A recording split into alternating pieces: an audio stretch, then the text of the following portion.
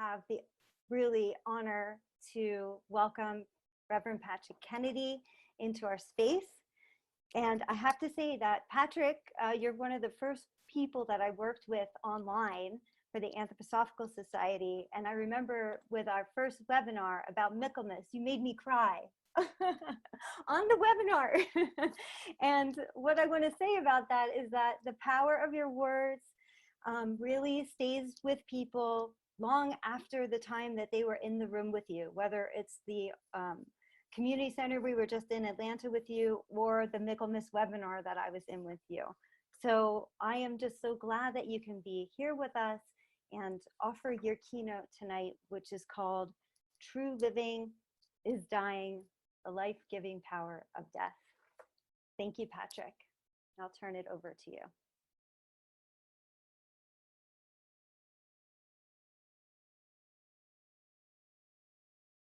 Thank you, Laura. Thank you for those very warm and kind words. It's a joy to look. I kind of scan through many of the faces, and I have the luck in life to know quite a few of you. It's a funny thing, I think, that we should kind of take a moment to feel this moment.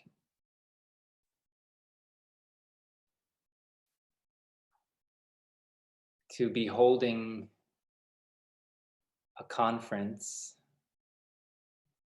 on a renewal and transformation of our understanding and our practices around death and dying in the midst of a pandemic.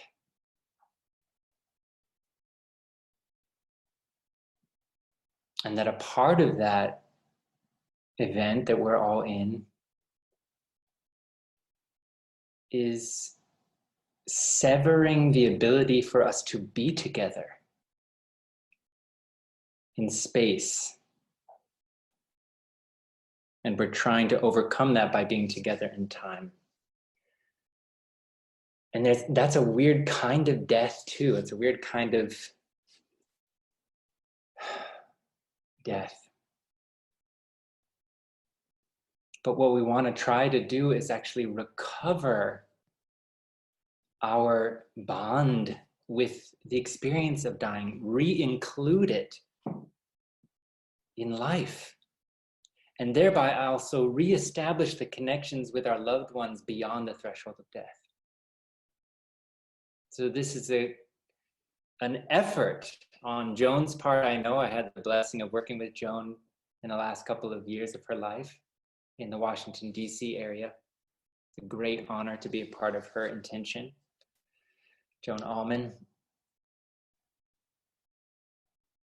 But just this to feel that what we're attempting and will attempt through this medium, and what the Anthroposophical Society is attempting to support, is this renewal of these connections and the reclaiming of death as a part of life. So it is such an honor for me to be invited by the committee so warmly, and to follow up on my colleagues who've come before me to be a part of this event, and to try tonight to contemplate with you the mysteries of dying.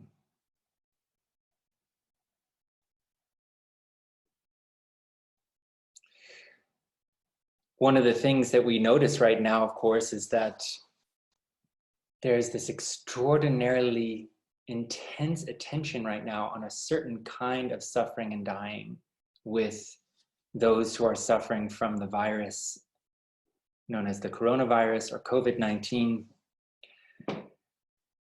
Watching these numbers, these statistical numbers around who's sick and who's dying and who has died. And I just decided to look at some other statistics.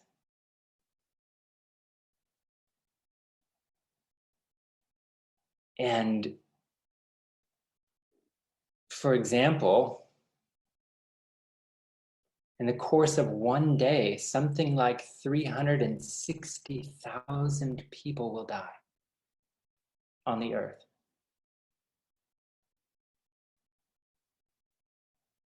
No, my mistake. It's actually around 150,000 will die. 360,000 will be born. Births, children, mothers screaming, children coming into the world, being born into this earth. Actually, we can imagine the whole earth covered with this gateway, sacred gateways all around the planet, 7 billion plus sacred gateways. I remember when my first child was born, I called out to my wife, "You are a portal." Human beings pass through you into the earth. Extraordinary. And human souls leave their earthly body and rise up into heaven. So the whole earth is actually this living, breathing being in which souls are pouring down into it and pouring out of it every single second of every day. But I'm not the first with this amazing understanding. I was so delighted to find Brother Walt Whitman said it in his poem, To Think of Time. Not a day passes, not a minute or a second without an accouchement. That is French for birth, accouchement. Not a day passes, not a minute or a second without a corpse.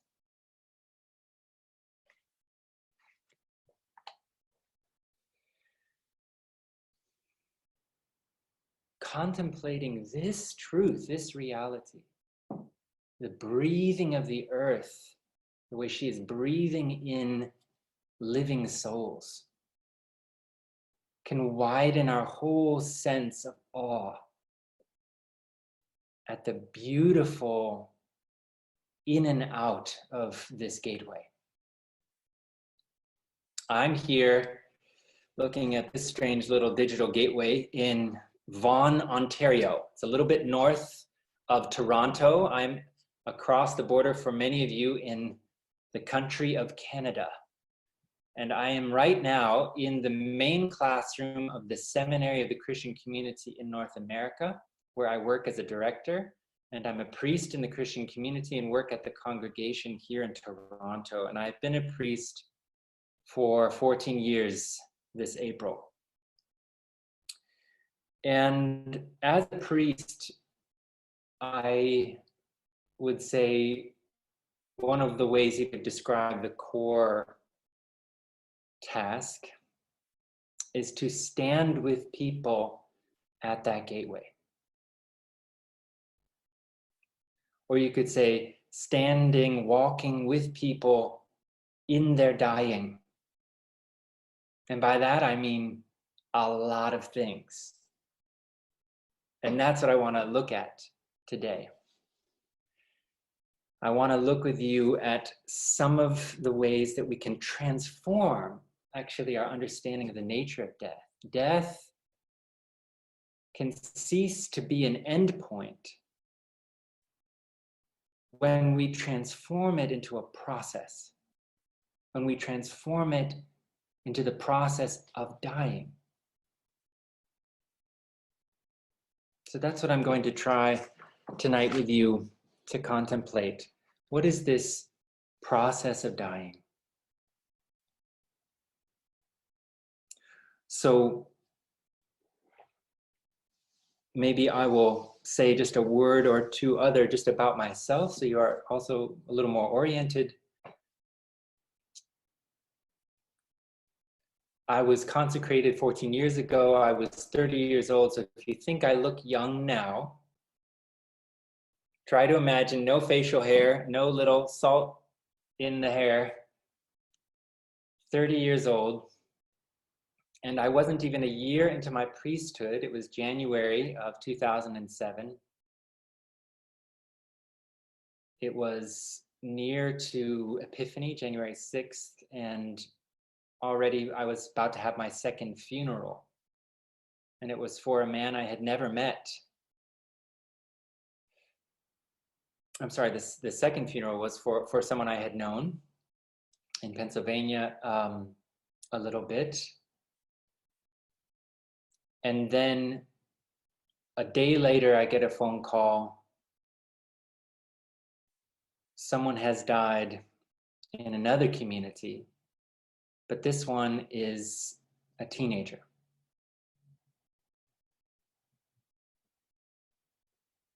And they've died in a car accident.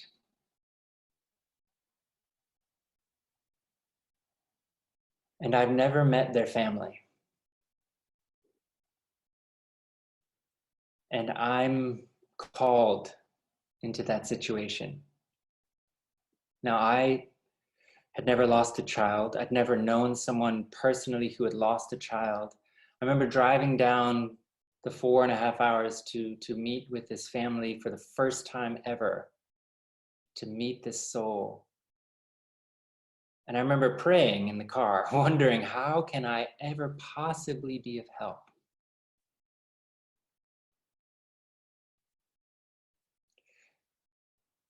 And I knew if I tried to be a comfort, if I tried to be somehow offer my life wisdom as my 30-year-old self, I would fail. I would not be able to provide all of those things.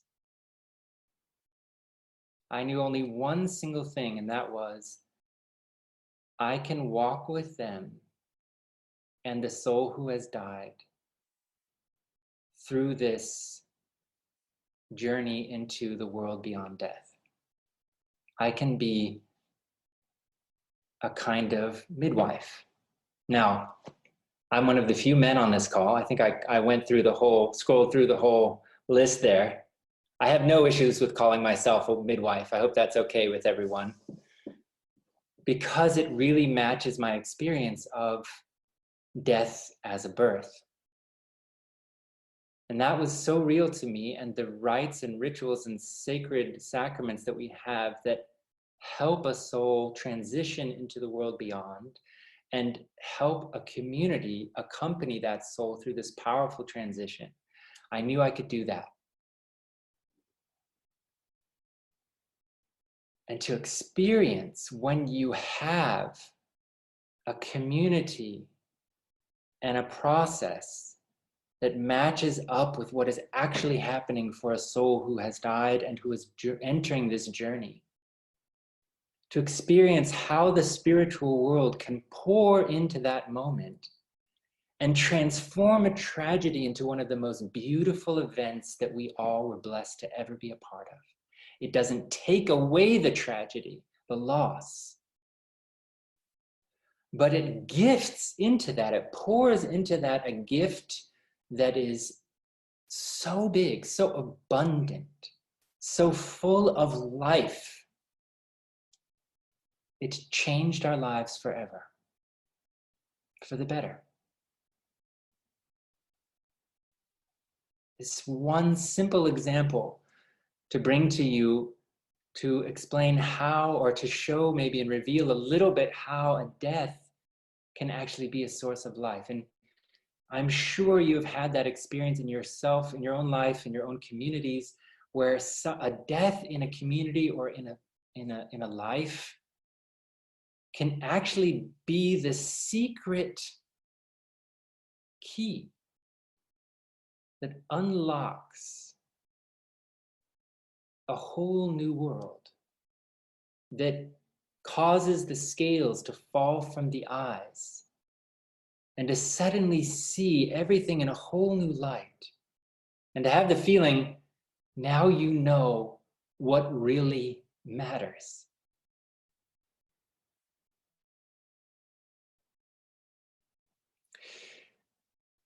So with some of those images in mind, I'd like to look at some of the things that dying is. And we're in the midst of this new school apparatus, going to do some old school stuff. As I told Laura today, I'm going to get up and I'm going to move to the chalkboard here with you all.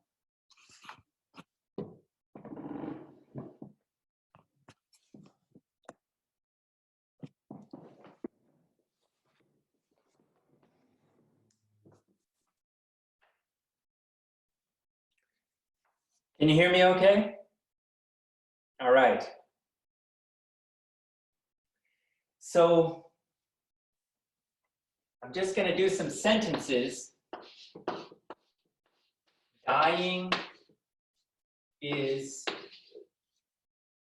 can you read that? It's not backwards, right? Very good.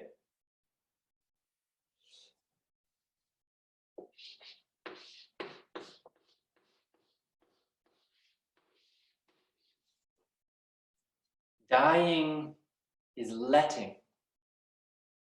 Now that's a strange word to leave on its own, letting. But I do that on purpose. Of course, we are familiar with letting in terms of letting go. But you can also let things be.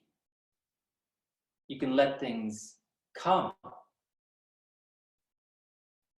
You can let things out. You can let something that you are clinging to, gripping, you can let it free.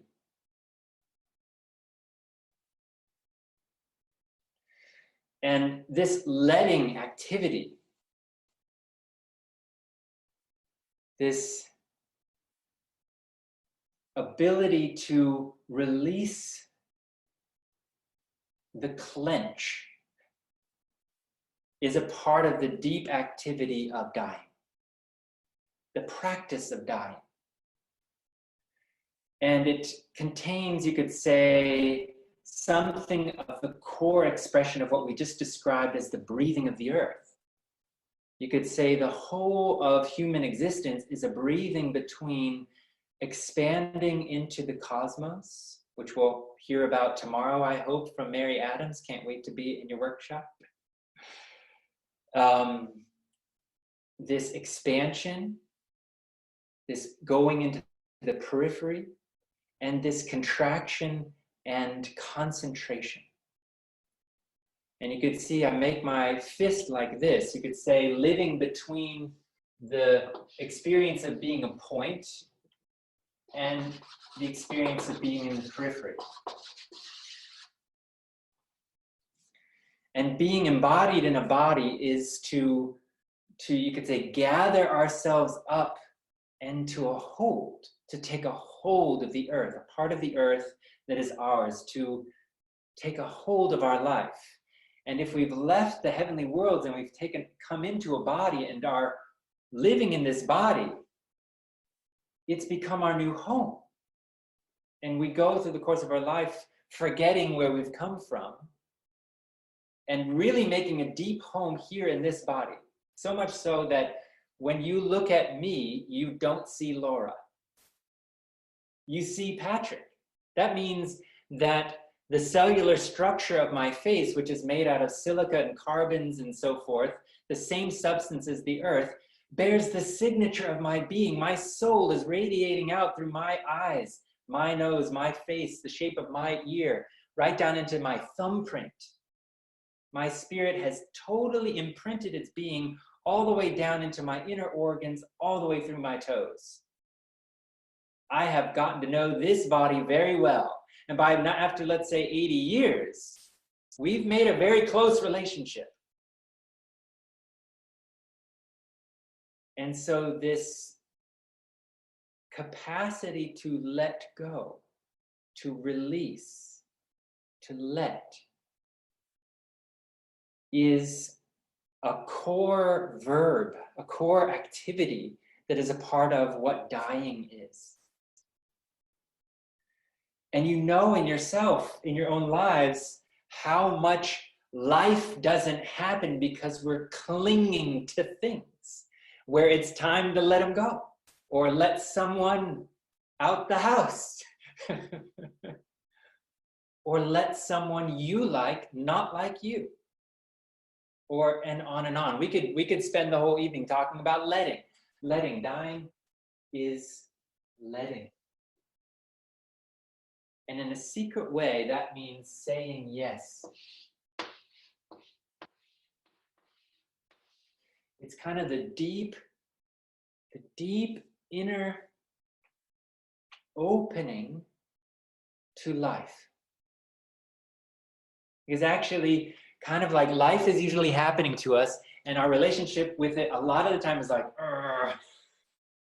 no, I don't want it to be like that. I don't want the technology to fail. My children, it's Toronto, so 2 days ago it was snowing.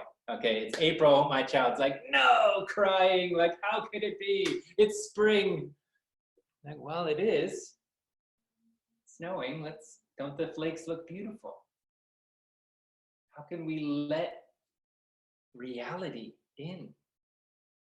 Because life is what is. And we actually have the ability to fight life.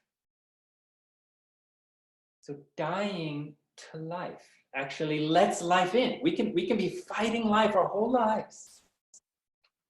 But when we learn to practice letting, we are learning to let the force of life into us. I had to go through this with this virus. I basically just didn't want it to be. This isn't really happening, you know. I mean, we didn't get to celebrate Easter. I don't know if you could possibly imagine what that's like for a priest. But the moment I allowed it, the moment I let what is happening in, whole new creative forces were born, new creative ideas. What can we do? How can I serve? How can I meet the needs of people? But as long as I was doing this, I was suffering and I was in denial, and I wasn't letting life in. So dying is letting.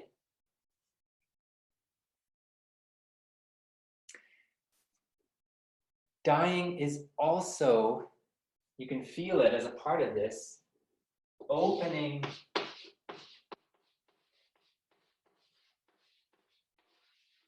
and expanding.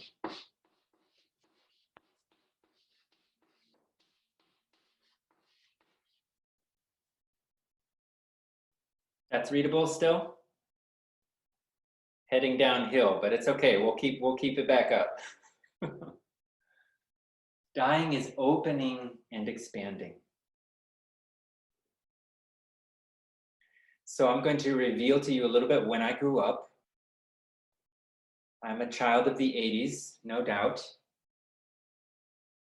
And a very important film, cultural event in the life of children and young people in the late 70s and early 80s were the Star Wars films.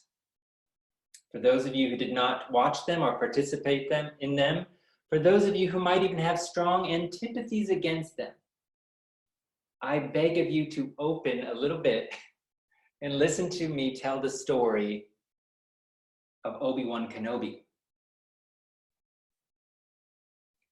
Obi-Wan Kenobi was a master Jedi. That is, he is trained in the interstellar worlds in a kind of spiritual knighthood.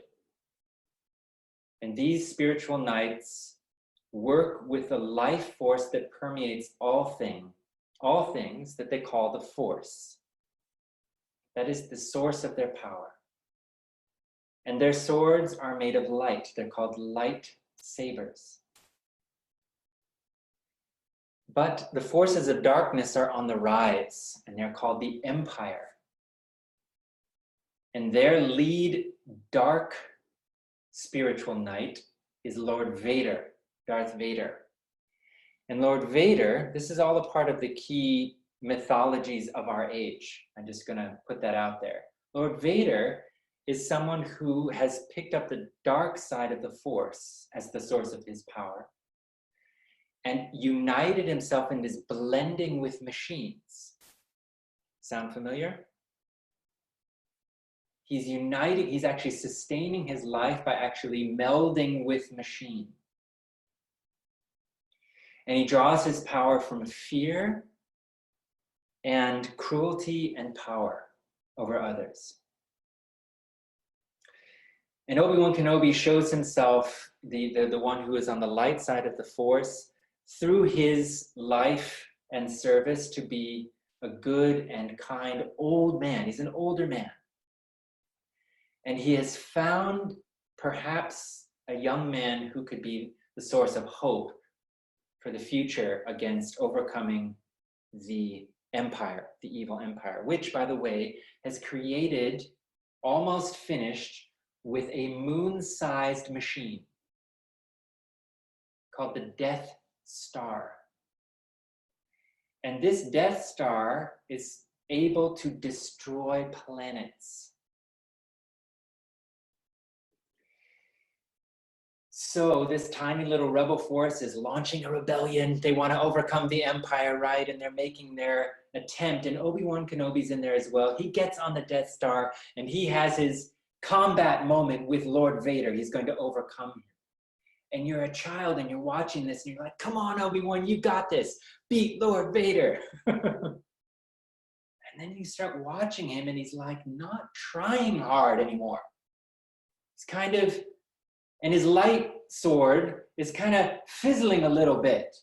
And I remember the feeling as a child going, oh no, wait, what is he doing? And then you can see he kind of is not resisting. And he lets Darth Vader strike him. And in an instant, his cloak sinks to the ground in a heap and he's gone. But there's nothing inside the cloak. And it shows Darth Vader looking down going, what? But he's like, well, I've got other things to do. And he moves on. So that's kind of the last we hear for a while of Obi-Wan, and you're wondering what's happening. Meanwhile, the young guy who's supposed to save everything, Luke Skywalker, he's in a machine and he's trying to stop this incredible Death Star, this moon, this flying machine of planetary destruction. And there's one weakness in the whole thing. And if you can fly your machine right close by and shoot a shot right in, you can destroy it. And he can't do it. Nobody can do it. Nobody can hit it. Suddenly, he hears the voice of Obi-Wan Kenobi speaking to him. And what he says is, you need to take off the technology. Right? You need to take off the technology, which is this subnatural power, subnatural electrical force, and you need to reach up to the life force that is just above the sense world. Use the force, Luke. Don't use all this technology. And there's this amazing scene where he takes off the headset and puts it off. And you can see him kind of tuning in to this other power. And then he's able, of course, to fly in and shoot the shot that actually destroys the Death Star. And of course, it's the happy ending, which is all fine and good. But as a child, what mattered to me there, and what I'm bringing this up is, despite all of the power in the world that the Empire had, it was actually the connection between someone on the other side of death and someone in the living side that could find the secret for the future.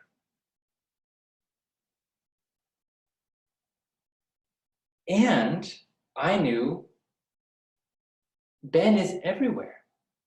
Obi-Wan Kenobi has expanded. He has now no longer limited himself to the single physical body. He's actually now can be found anywhere Luke goes. Dying, I thought he was overcome. I thought he was defeated by the Dark Lord. No, he was actually, he's larger than him now. The dead actually expand. When we die, we are the genie in the bottle. All that story about the genie in the bottle, that comes from this term spirit, genius, genius, which comes inside the bottle, and the spirit that comes out of the bottle is like a cloud that expands. Those are the old images of those who knew spiritual realities, and they painted them in stories, and now we have the terrible Aladdin and the lamp. Ignore that for a second. The true secret is every human being is a genie in a bottle. So if the bottle opens, what happens is we expand. And we expand in every direction. And I guess I'm plugging Mary Adams's workshop here right now. Anyway, she's going to take us on this journey of life after death through the planetary spheres as described also, I think, in Rudolf Steiner's work. There he describes how when you've laid aside your etheric forces and your memories after 3 days and you begin to expand, you actually fill out the first phase. If you imagine the distance between the moon and the earth, first realm of existence that you now fill is like the dead are the atmosphere of the earth all the way up to the sphere of the moon. So opening and expanding. The picture of what death and dying reveals to us is dying is an opening and an expanding. So anytime we are practicing something in our lives where we ourselves are growing beyond our borders, expanding our souls, our consciousness, our compassion, our conscience into the world, when we are expanding it inwardly into spirit realms, we are dying. It is the process of dying that is the secret of all growing out beyond our own skin. So, the next thing that dying is learning. Dying is learning.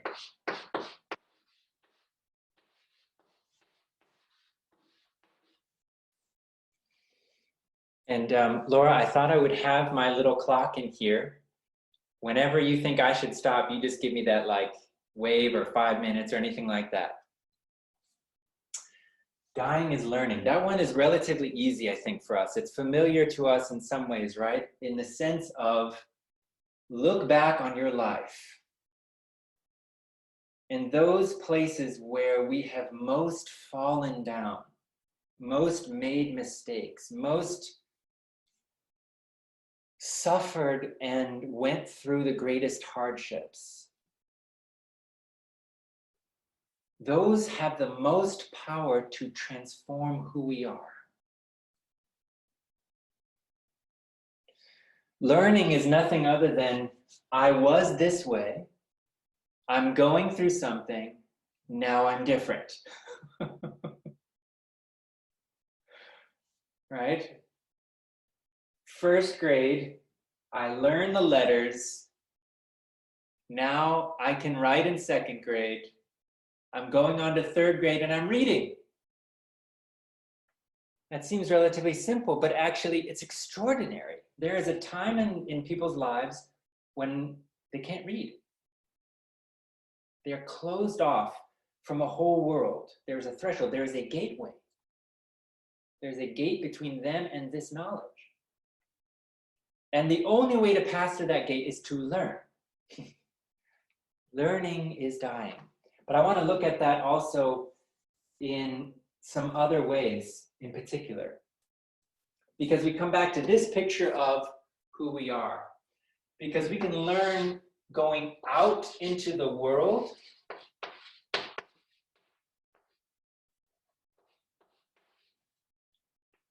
and we can learn inwardly. I'm just going to use the arrow that way by going into spirit.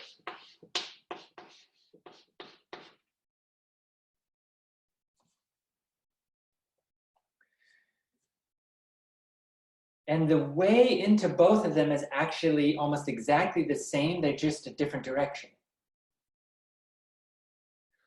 So if I want to go into spirit, most of the spiritual guides basically lead us into a couple of things. One, if you want to understand the spiritual world, you should start by learning about it. Take an interest in it. What have the great guides of the world ever said about it? Read some great books. You know, I can recommend a few. This is a pretty good one. incredible descriptions about the 7 realms of soul and the 7 aspects of spirit land that you can learn about, take in ideas, think about, be interested in. And anytime I'm interested in something, I'm doing this expanding. When I'm interested in something, I go with my interest into the thing. I pass along the lines of my attention and interest into the thing I'm attending to. And as I read something like Rudolf Steiner's book, Life Between Death and New Birth, and hear descriptions of the journey between in the celestial spheres, wonder grows and awe. Because what's happening is I'm being interested in those worlds, and those worlds are actually coming into me in the form of thoughts. I'm leaving my little house. You know, you can think everybody's in their little chair, they're in their house, they crack open that book and they're going this way towards spirit. And spirit is coming in to us. Our soul becomes the stage on which spirit beings reveal themselves actually in the form of thoughts. But then our spiritual guides say, well, if you'd like to go further in that realm, you should close your eyes. You should close your senses, but stay awake. And now think those thoughts, but think them in the way that you begin to feel them. Feel what it feels like to expand, for example, to the sphere of the moon. Feel what it feels like if I have been filled with hatred in my life on earth, that I will be alone in my life after death. Feel that. And something starts to happen as you enter into that inner world. You start to feel, and something starts to breathe into you from that other world through the feeling. And then maybe you touch even into that sphere of actually encountering beings and feeling their will for the world, their love of humanity, or their need. So that through the soul forces of our thinking, feeling, and willing, we can actually learn, starting here on earth, to actually begin to expand into those worlds that we will do after death. In fact, Rudolf Steiner will say, if you haven't taken an interest in the spiritual world while you are alive, why would you think you would see it when you've died? You ready yourself with sight by beginning now here. And this learning, what I mean by that is so much more than book learning. This learning involves then what the guidance is of closing your eyes, closing your senses, and basically practicing deep sleep while you're awake. And sleep is the little brother of death. So staying inwardly awake and becoming aware of the part of you that is alive even when you die. That's why you meditate. That's why those directions are there. Meditation and prayer is so that you can awaken the experience of that part of you that is beyond your body. But you can do all of that same work. You can go this way as well. You can go into the world.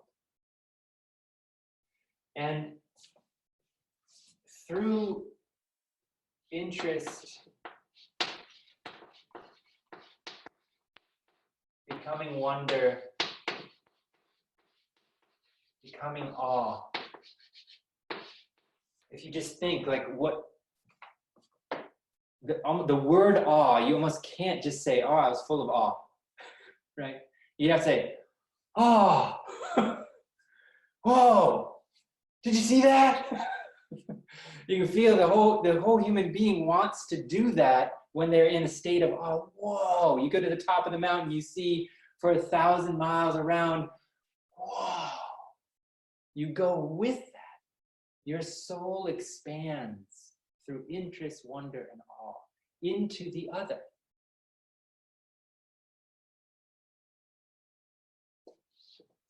Through feeling, when we bring our feeling into that, into our relationship with the other, then we are feeling our way into the experience of the other. That's the riskier one. We talked about that once, Laura, with our Initiation of the Heart series. This feeling into the experience of the other, which then becomes empathy, becomes compassion.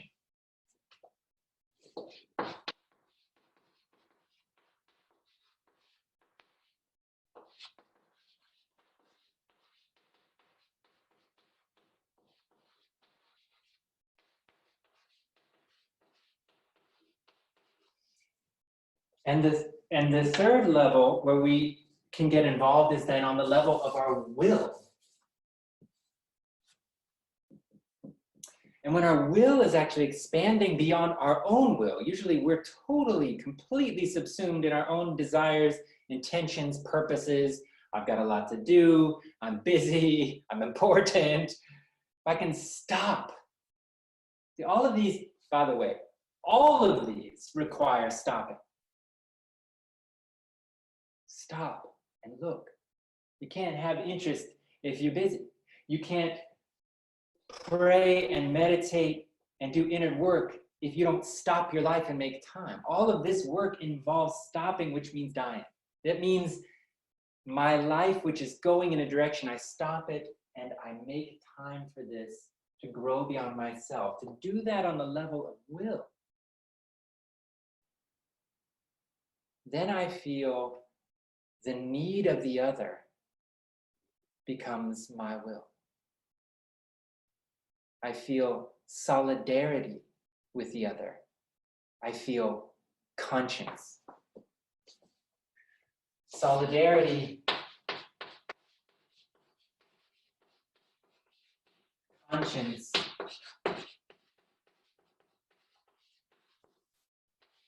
and action. You can't be feeling conscience and just leave it there. It means I'm responsible. And if I act, if I work now, suddenly, like I've changed my whole, I've changed my whole life right now, basically to match this moment in time. The things that are happening with the virus has caused my entire life to be upended and transformed, but not just because somebody else did it, but also because there are new attempts and ways I'm trying to make myself available to those who are isolated and alone.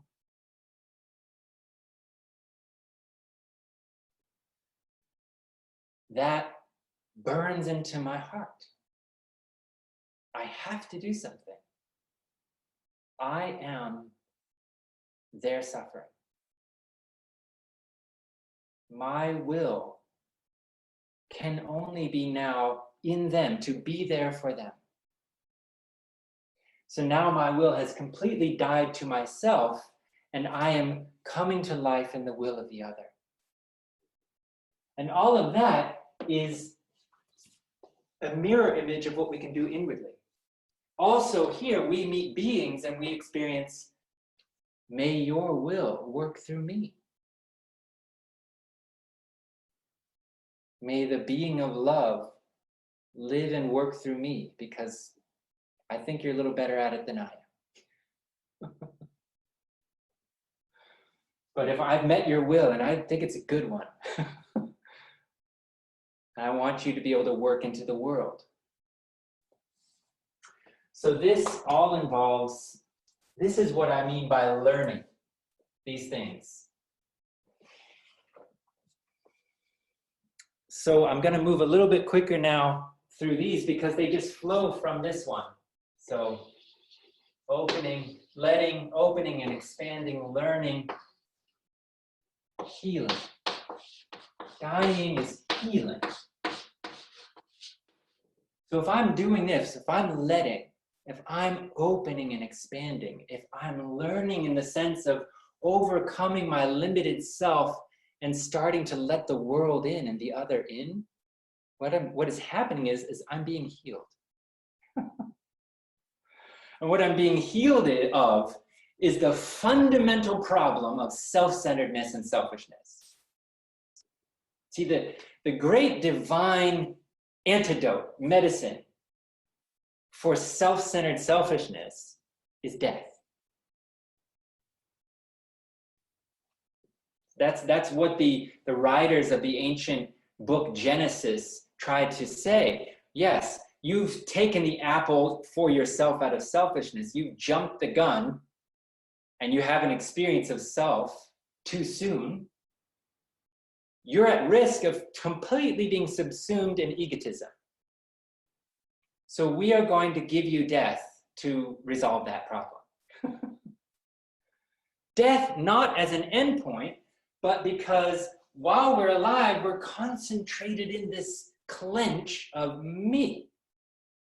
And dying is the process whereby I expand into the world. That is the secret power of the title of the book, Breath Becomes Air. This is a very interesting, beautifully written book. I'm in the middle of reading, where he's wrestling with the nature of moral power, moral reality, meaning, and physical reality. He's a neurosurgeon, back specialist. I won't pronounce his name right. Breath Becomes Air is the book. Breath becomes air. That is something that is the human substance of breath, when it passes out of me, becomes air. Now it's a part of the world. The air in me is mine, it's human, and then it becomes a part. I breathe myself out, I exhale out into the world. That is dying. Dying is exhaling our soul and spirit into the universe. We are enforced to feel what it feels like to be in the other. So if you were not very good at compassion on earth, luckily for us, there's something called Kamaloka. Kamaloka is spiritually enforced, thanks to us, we want it, compassion. We live in the experiences of the other. What was it like to be around me? I'm going to get to go through that after I die. Hallelujah. Lucky me. Because it's healing. It heals me of my own self-centeredness. So the learning that I've done through opening and expanding and letting brings about a healing of the self, healing of selfishness. And all of that, you can see, culminates into this highest form of giving them. Dying is actually giving.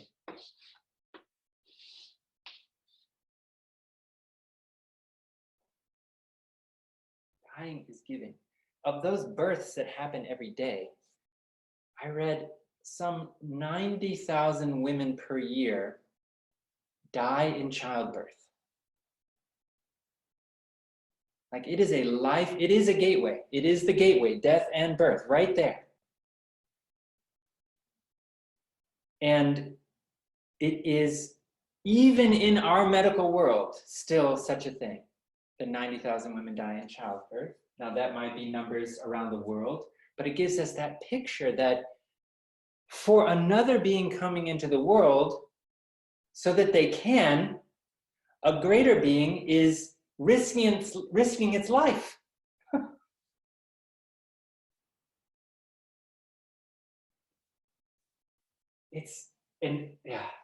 I won't go further into that. But that picture, right? And then if you've been a young parent, oh boy, are you dying? Like, your whole world upended. No schedule, what? Crying loud. Oh, God. All of the methods of the military in terms of torture are applied to parents by their infant. Loud sounds at unexpected times of crying, your sleep schedule totally ruined. It's the breakdown of the human personality. And there was an article that came out in the Washington Post saying, why do parents still have children when they describe how painful and difficult it is to raise them? Because of this. We feel in our bones to hold my life only for myself is not really living.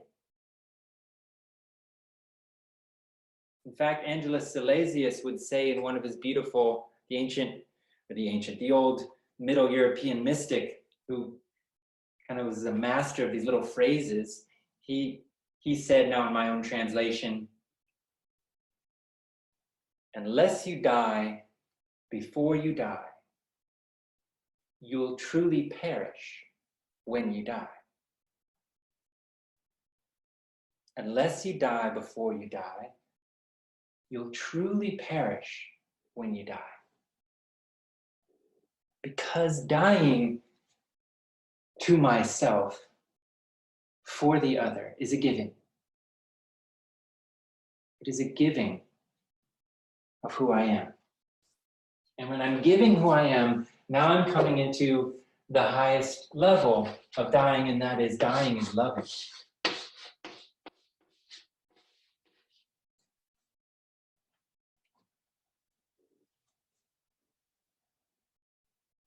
Dying is loving. And that is why the ancients understood that the powers and creator spirits who are gifting us with the power of life are also, you could say, have their being in love. Because they could experience the celestial body of the sun is giving itself for the life of the world. All of the life on the earth is only thanks to what is radiating down to us from this celestial, radiant, glory-making orb. That shining and that radiance, the sun is not drawing on some other source in order to give us that power. It's actually consuming itself to give this light and warmth to the earth. It's dying. The sun is dying, and it's dying through self-giving. So the highest form of dying is self-giving, and whenever it reaches that level, it engenders life. That's the extraordinary thing, is the sun is dying and life is happening. The sun is through the action of giving of itself, others can live.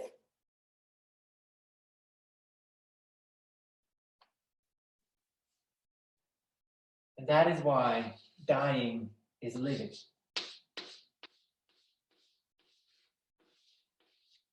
Is life. And you can feel it if I'm living my life holding everything in and back, fighting reality, holding myself back because I'm afraid of what people will think. Oh no, what is everyone going to think? I talked about Star Wars on a webinar. I could feel it in me just a little bit, like, uh-oh, should I do it? Should I not? Should I do it? It's okay. It's okay. People, if they do these polls, they're less afraid of death than of public speaking. And the reason is social death is much worse than physical death, and everyone knows it. If everyone turns against me, doesn't like me, that's already bad enough. If someone says, if my good friends betray me,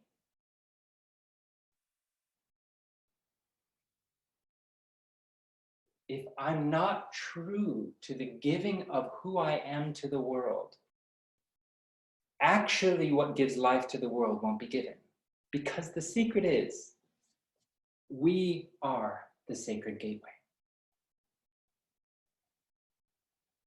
because that world of spirit is actually the only way spirit is coming in directly into the earth is through human hearts.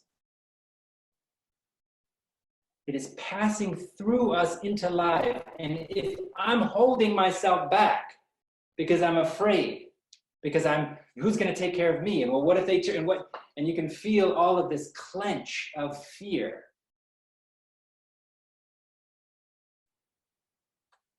Then I'm actually keeping the gateway closed.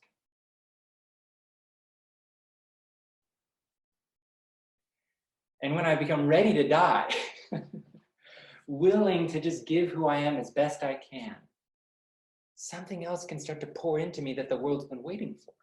That's why Nelson Mandela said at the end of his life, looking back, do not laud me because of my accomplishments, but because I got up after I fell down again and again and again. Now, that's not a direct quote. It's something like that.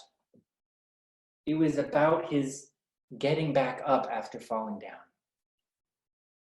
Because that energy of overcoming the power of gravity which rules on the earth, that's spirit energy, and that happens through humans on the earth. We are the sacred gateway. So our dying here on the earth is what allows spirit to flow in and readies us for the great dying at the end of our life. That, my dear friends, is what I wanted to bring to you tonight. These 7 qualities of the process of dying, so that hopefully a little bit of a feeling could come through of how dying is truly living. Thank you.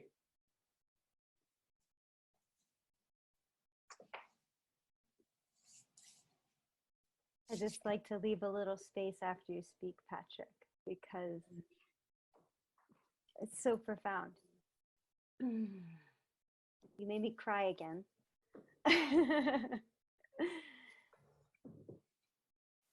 Okay, so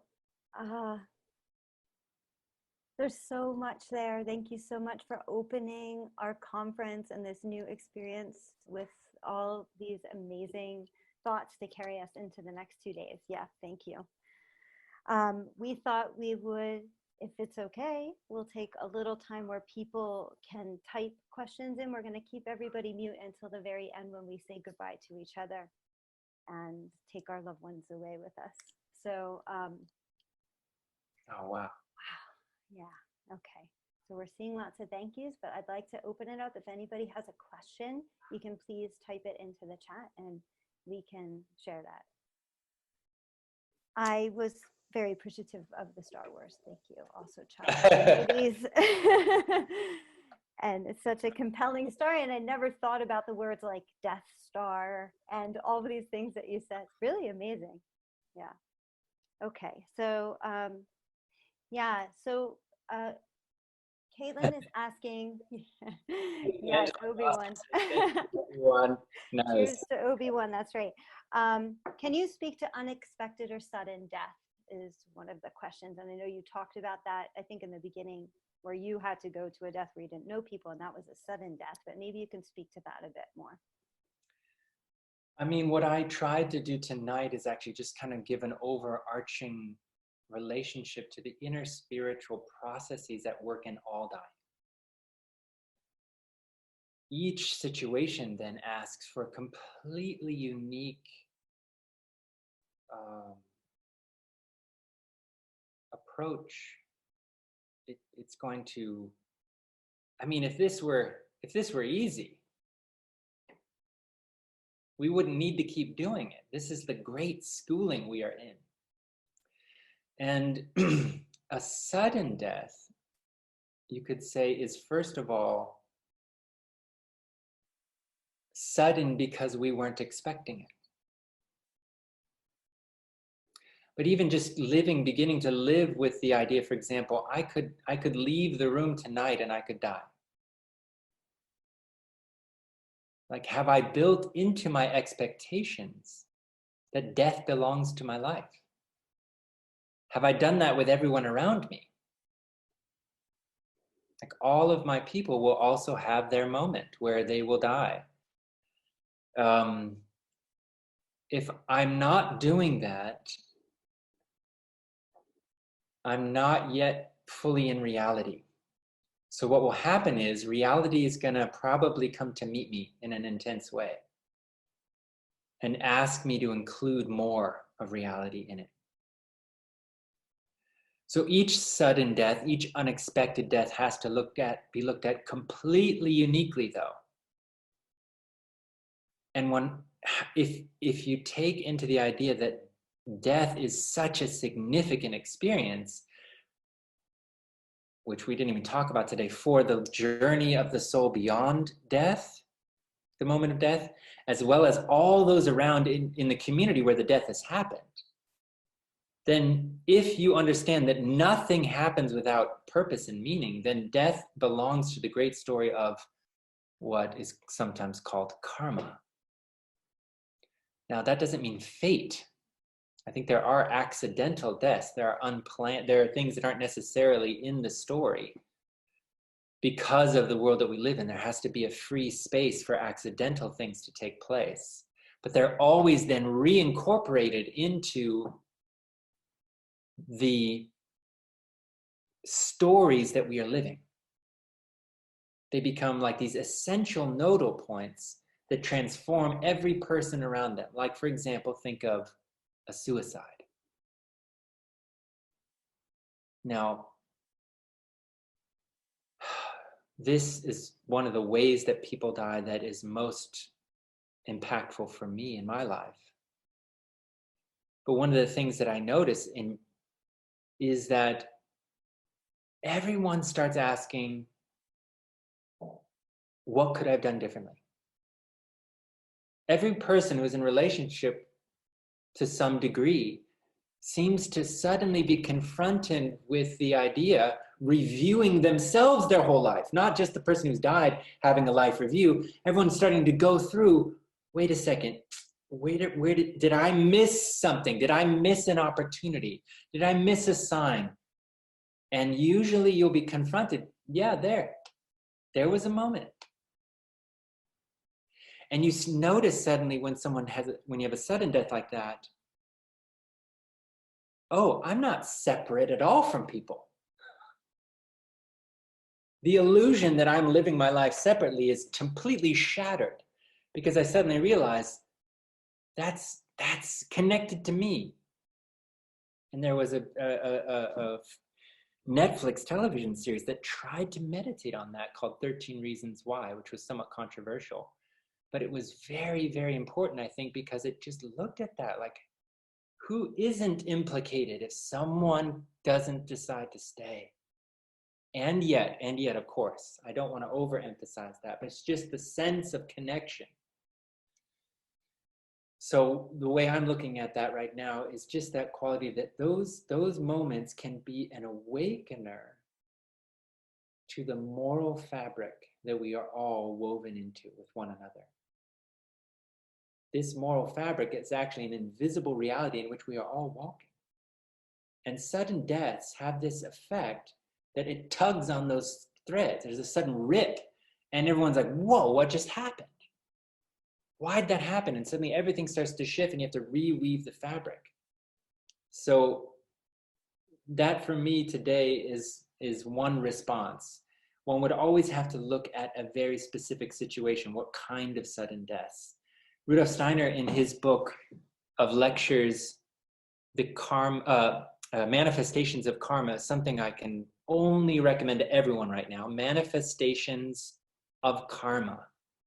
And there he looks at many different kinds of deaths, natural disasters, technological accidents, diseases, all kinds of things. And it's so helpful, those thoughts.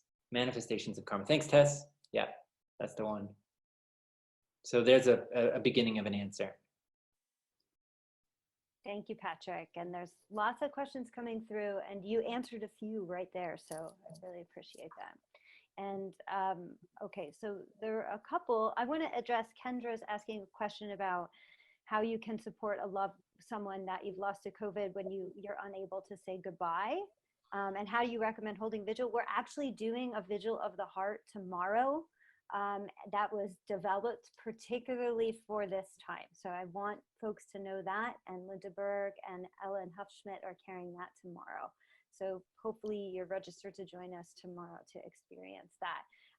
Patrick, maybe you want to touch on that. And then the other question I have related to the pandemic from Alinda.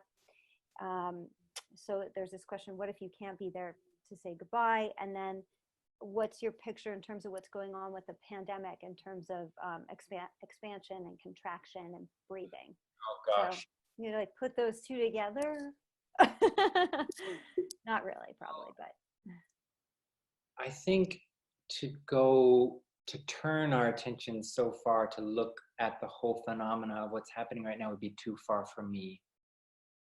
But I really wanted to instead give you all these things to take with you into your looking.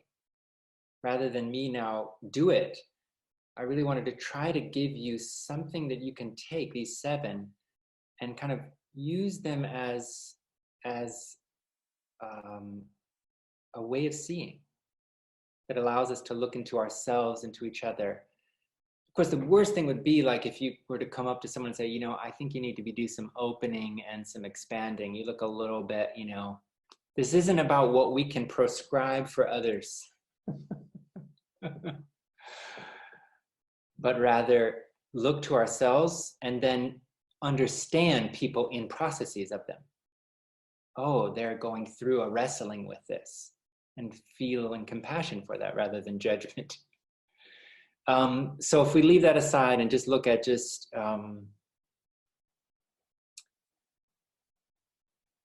there was an amazing story. I think it was This American Life. It was an interview with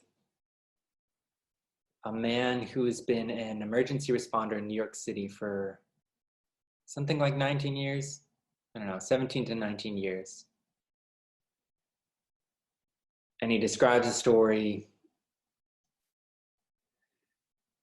of a woman who contracts the disease, who comes home really sick. They're both in the medical profession. He's, I think, a nurse at a hospital. I'm sorry, I'm not getting the details exactly right. He calls into work and says, I need to stay home and take care of my wife. And the work says, we need you in here. You got to get in here. Her symptoms were a little down. He thought, okay. He goes in, he comes home and finds her dead. And he wasn't there.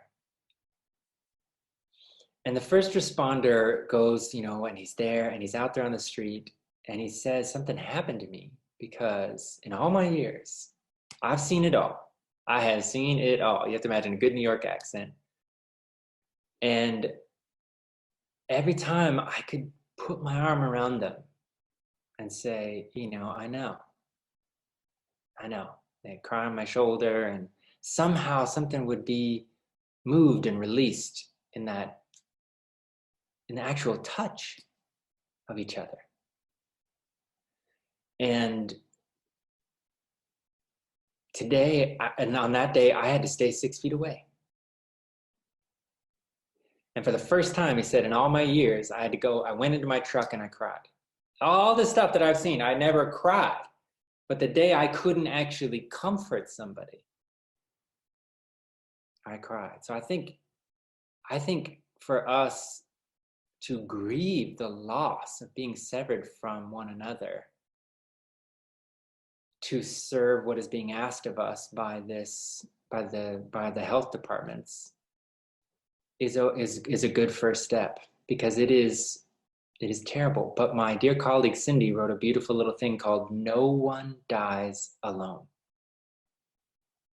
No one dies alone.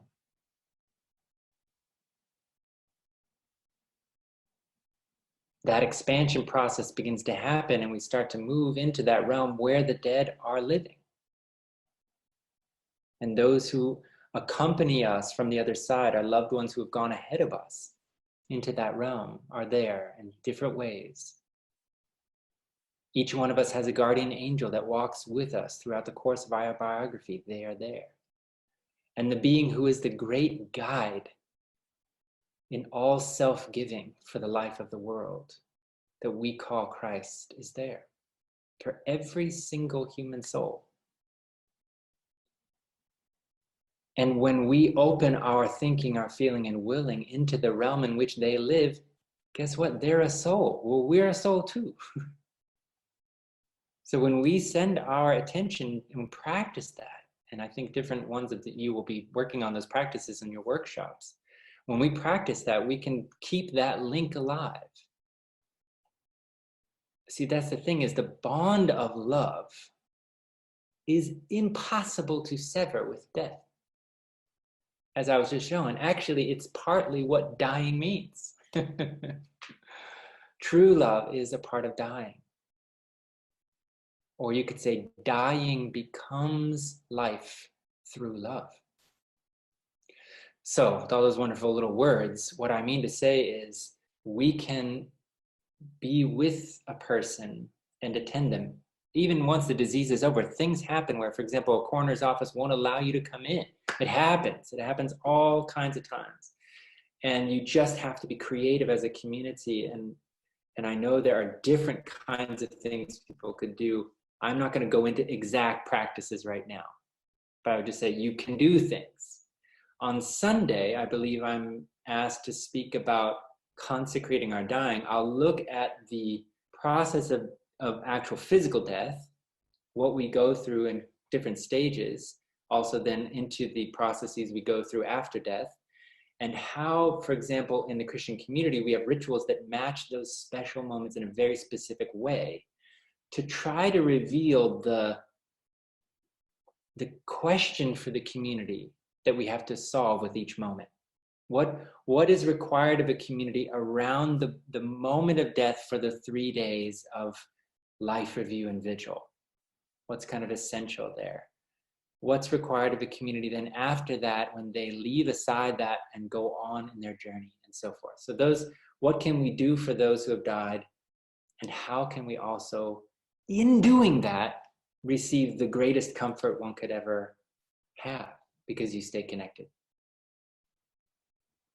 But I'm having this moment, Laura, I'm having this moment where I'm tired of listening to myself. I can't imagine anyone else wants to listen to me.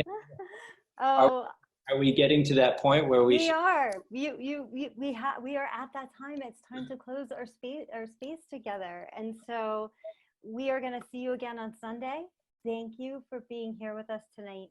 And in just a minute, I'm going to stop the recording and people can say thank you and hello to each other, and then we'll go. So thank you everybody for being here tonight. And thank you, Patrick Kennedy, for your beautiful sharing and for opening the conference in this way. So I'm gonna stop the recording. We're gonna unmute and everyone can say goodbye and they can clap wildly if they'd like to, which I had a request for clapping wildly, just so you know. Okay, bye everybody.